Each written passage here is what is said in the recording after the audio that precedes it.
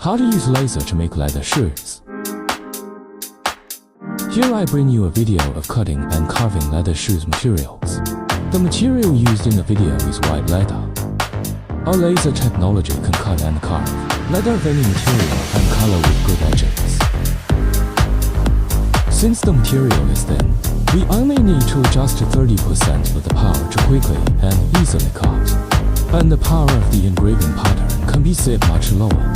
Please adjust the glue valve during the process, so that the surface of the material can be kept clean and smoke-free.